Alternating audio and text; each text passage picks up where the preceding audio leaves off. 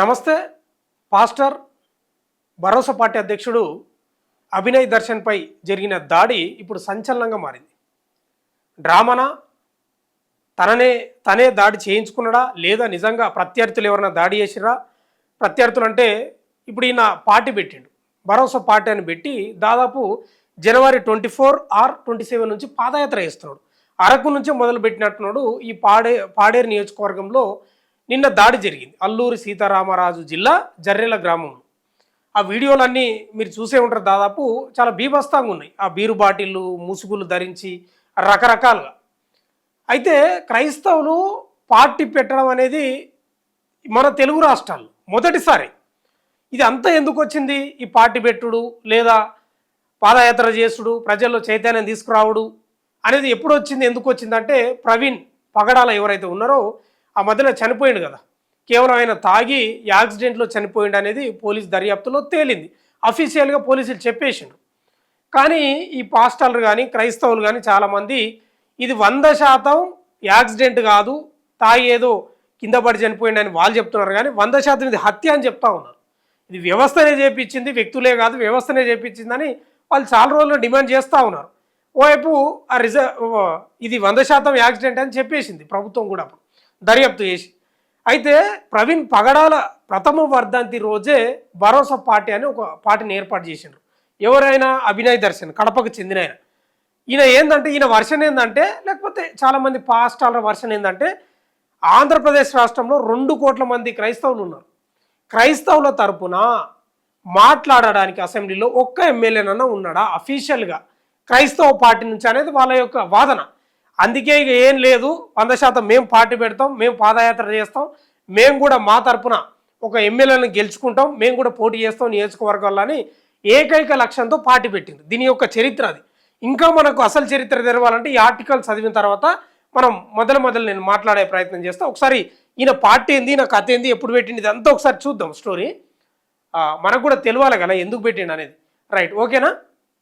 ఇగో ఇది ఏపీలో కొత్త రాజకీయ పార్టీ, క్రైస్తవుల తరపున పోరాటం, వచ్చే ఎన్నికల్లో 10 స్థానాల్లో పోటీ. ఓకేనా? ఆంధ్రప్రదేశ్లో క్రైస్తవుల తరపున పోరాడడం కోసం, వారికి అండగా నిలబడడం కోసం ఓ కొత్త రాజకీయ పార్టీ ఏర్పాటైంది. పాస్టర్ ప్రవీణ్ పగడాల వర్ధంతి రోజునే భరోసా పార్టీ ఆవిర్భవించిందంట. ఓకే, కడప నగరానికి చెందిన అభినయ్ దర్శన్ అనే వ్యక్తి ఈ పార్టీని ఏర్పాటు చేశారు.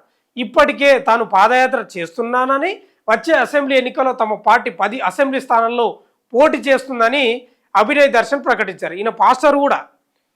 ఆంధ్రప్రదేశ్లో కొత్త రాజకీయ పార్టీ ఏర్పాటైంది. పాస్టర్ ప్రవీణ్ పగడాల ప్రథమ వర్ధంతి రోజునే క్రైస్తవుల కోసం అంటూ భరోసా పార్టీ ఆవిర్భవించింది. సిటిజన్ ప్రొటెక్షన్ ఫోర్స్ అనే సంస్థకు వ్యవస్థాపక అధ్యక్షుడిగా ఉన్న అభినయ్ దర్శన్ ఈ పార్టీని ఏర్పాటు చేసినట. అభినయ్ దర్శన్ది కడపలోని ఎర్రముక్కపల్లి. మాజీ సీఎం వైఎస్ఆర్సీపీ అధినేత వైఎస్ జగన్ది కూడా కడప జిల్లా అనే సంగతి తెలిసిందే. అభినయ్ తన భరోసా పార్టీ ఆవిర్భావ సభను కాకినాడలో నిర్వహించినట.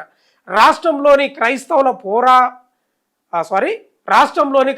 తరపున పోరాడడం కోసం తాను పార్టీని ఏర్పాటు చేసినట్లు అభినయ్ ప్రకటించారు. అంటే కేవలం క్రైస్తవుల కోసం ఎరుపు, ముదురు, నీలం రంగులతో కూడిన పార్టీ జెండాను అభినయ్ ఆవిష్కరించారు. ఇంతవరకు మనం చదివిన వరకు మనకు తెలిసింది ఏంటంటే, కాకినాడలో ఆవిర్భావ సభ ఏర్పాటు చేసినారు.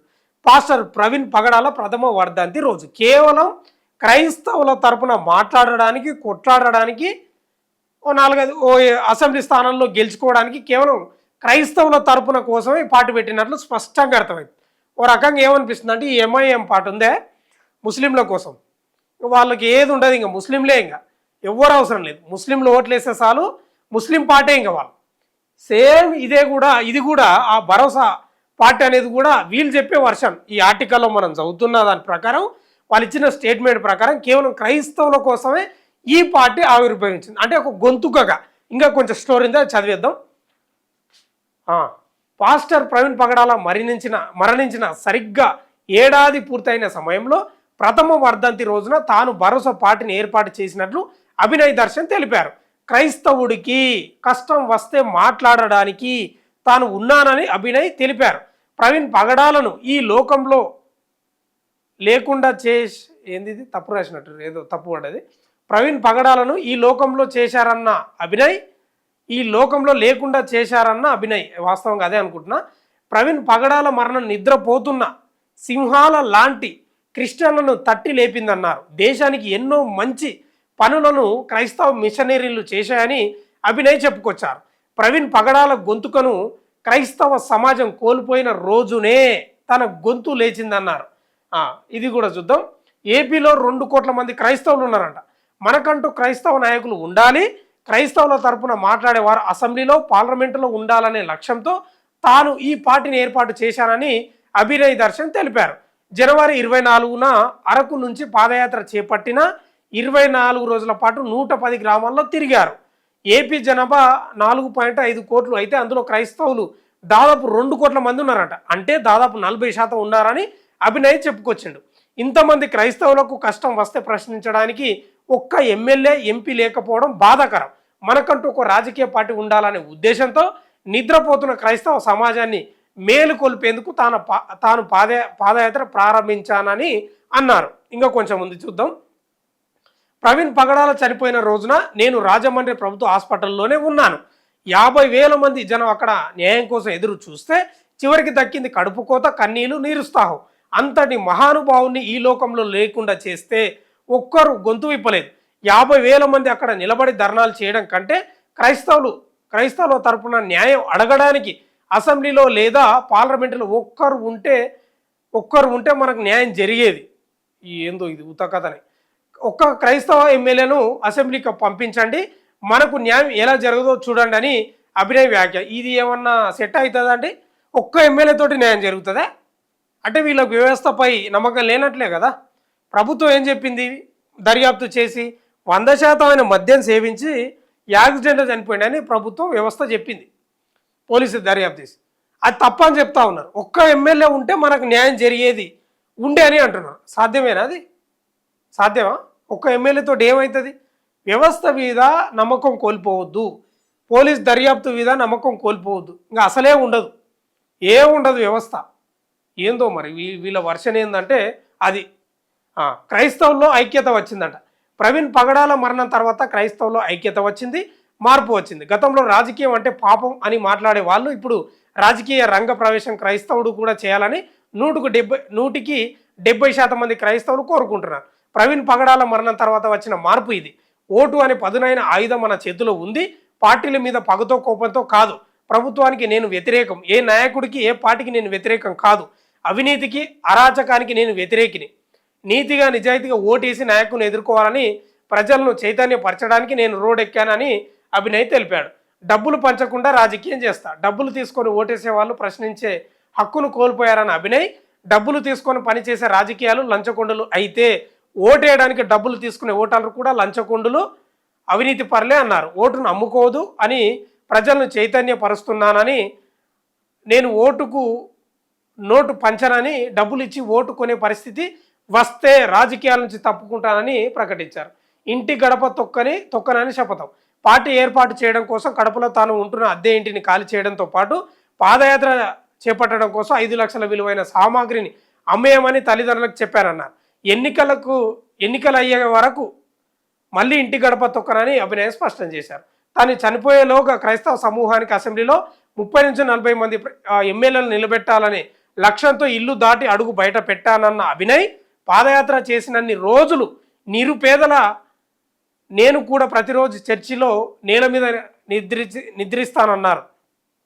ఈ దీక్ష నిష్ఠ నా ఒంట్లో ఊపిరి ఉన్నంత వరకు కొనసాగుతుందని ప్రకటించారు. అన్యాయానికి గురవుతున్న ప్రతి సామాన్యుడికి మతాలకు అతీతంగా తాను గొంతుకనవుతానని అన్నారు. మత ప్రాతిపదికన ఏర్పడిన పార్టీలాగా అనిపిస్తూ ఉంది. ఇది 10 స్థానాల్లోనే పోటీ చేస్తాం. ఏ పార్టీ అయినా సరే డబ్బులు ఉన్న వారికి ఎమ్మెల్యే టికెట్ ఇస్తుంది. కానీ నేను మాత్రం నియోజకవర్గంలో గుర్తింపు ఉన్నవారు ముందుకొస్తే ఎవరిని డబ్బు అడగను, మీ తరపున నేనే ప్రచారం చేసి గెలిపిస్తాను, ప్రజలను మెప్పించి ఒప్పించి మీకు ఓట్లు వేయిస్తాను. వచ్చే ఎన్నికల్లో 10 నియోజకవర్గాల్లో మాత్రమే నా పార్టీ తరపున అభ్యర్థులను బరిలో ఉంచుతాను. నాతో పాటు కనీసం 5గురిని ఎమ్మెల్యేలుగా గెలిపించుకుంటాను. అంటే ఈయన కూడా గెలుస్తా అని చెప్తా ఉన్నాడు.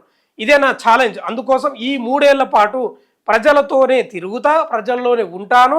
కేపాల్తో తాను కలవడం లేదని అభినయ్ స్పష్టం చేశారు. ఇంక కేపాల్తోటే ఓ పంచాయతీ. ఒకప్పుడు సీఎం కూడా క్రిస్టియనే కానీ ఒకప్పుడు ముఖ్యమంత్రి కూడా క్రైస్తవుడే, కానీ వారికి పదవి ముఖ్యం, పార్టీ ముఖ్యం.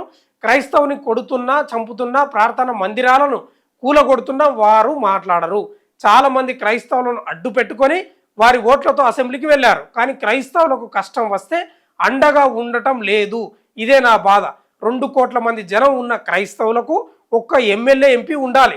క్రైస్తవ నాయకులందరినీ కలుపుకొని పోయే ప్రయత్నం చేస్తాను. నేను నచ్చకపోతే వాళ్ళ కాళ్ళు పట్టుకోవడానికి కూడా సిద్ధమేనని అభినయ్ తెలిపారు. సరే మంచిదే, పార్టీ పెట్టుకోవడం తప్పులేదు, కానీ ఈ మత ప్రాతిపదికన పెట్టుకోవడం 100% తప్పు. 100% వ్యతిరేకించాల్సిందే. ఏందండి మత ప్రాతిపదికన ఎందుకు పార్టీలు? ఇలా ఎంఐఎం పార్టీ ఉంది, ఆ భారతదేశ జెండాకు సెల్యూట్ కూడా చేయరు వాళ్ళు, ఆ గీతం జాతీయ గీతం కూడా పాడరు వాళ్ళు. ఎందుకు ఇవి నాకు అర్థం కాదు. మత ప్రాతిపదికన పార్టీలు అస్సలు ఏర్పడద్దు. వీళ్ళు కూడా క్రైస్తవుల తరపున క్రైస్తవుల కోసమే పెట్టినరు. మతపరంగా దాడులు మంచిది కాదు, మత ప్రాతిపదికన పార్టీలు మంచిది కాదు పెట్టడం, కేవలం వాళ్ళ కోసం పార్టీలు పెట్టి కొట్టడం అస్సలు మంచిది కాదు. భారతదేశ సమైక్య స్ఫూర్తికి విరుద్ధం, ప్రజాస్వామ్యానికి చాలా విరుద్ధం 100%. ఇది గుర్తుపెట్టుకోవాలి. కేవలం క్రైస్తవుల కోసమే పార్టీ పెట్టడం లేదా ముస్లింల కోసమే ఇది మంచిది కాదు. ఇప్పుడు కేంద్రంపై కూడా లేదా బీజేపీ పార్టీపై కూడా ఇదే ఆరోపణలు, మత ప్రాతిపదికన రాజకీయాలు చేస్తుందని. ఇది 100% తప్పు, 100% తప్పు. అసలు ఈయన పార్టీ ఎందుకు పెట్టిండు, ఎప్పుడు పెట్టిండు, ఎందుకు పెట్టిండు అనేది మీకు పర్టికులర్గా ఈ ఆర్టికల్ చదివిన తర్వాత ఒక ఐడియా వచ్చింది ఎందుకోసం పెట్టినా ఏం కథ అనేది. కానీ ఒక్కటి ఖండించాల్సింది ఏంటంటే మత ప్రాతిపదికన 100% పార్టీలు పెట్టొద్దు, అట్లా ఉండొద్దు. అదేవిధంగా మత ప్రాతిపదికన గొడవలు, అల్లర్లు, దేవుళ్ళ కోసం కొట్టుకొని చంపడం అస్సలు మంచిది కాదు. ఏ దేవుడు చెప్పిండని నాకు అర్థం కాదు. కత్తులు కటాలు తీసుకొని బీర్ సీసాలు తీసుకొని పొడుచుకొని చంపమని ఏ దేవుడు అని చెప్పిండా? బైబిల్ చెప్పిందా? ఖురాన్ చెప్పిందా? ఇంకేంది భగవద్గీత చెప్పిందా? ఎవరు చెప్పిర్రు? మంచిగా బతకమని చెప్పిండ్రు. సమయస్ఫూర్తితోటి అందరూ మానవత్వంతో సోదరభావంతో ప్రేమతోటి బతకమన్నారు. వీళ్ళదేందో పంచాయతీ, వాళ్ళది వీళ్ళు అందరూ అట్లే తయారయ్యారు. ఇప్పుడు రాజకీయాలే అట్లా అయిపోయినాయి. మత ప్రాతిపదికన టర్న్ తీసుకున్నాయి అన్నీ. ఎవ్వరు చెప్పలే, ఏ గ్రంథాలు కూడా మంచిగా బతకమనే చెప్పినాయి. ఇక వీళ్ళకి ఏంటంటే మా తరపున కొట్లాడేటోళ్ళు మాట్లాడేటోళ్ళు లేరు కాబట్టి మేము పార్టీ పెడుతున్నాం అనేది వీళ్ళ భాష. కానీ మత ప్రాతిపదికన ఎప్పటికీ మంచిది కాదు. ఇలా దేవుళ్ళ కోసం కొట్లాడుకుంటున్నాం, అది 100% తప్పు. ప్రపంచ దేశాలు ఎట్టుపోతున్నావో, చైనా ఎట్లా పోతుందో అవి గమనించాలి తప్ప మత ప్రాతిపదికన రాజకీయాలు పార్టీలు వెలుసకూడదు. 100% విద్య వైద్యంపై దృష్టి పెట్టాలి తప్ప ఇట్లా మత ప్రాతిపదికన పార్టీలు ఏర్పడితే మాత్రం చాలా డేంజర్. దేశం పురోగమనం కాదు, తిరోగమనం అవుతుంది. ఇది 100% నిజం. ఇది ఈయన పార్టీకి సంబంధించిన పూర్తి స్థాయి డాటా.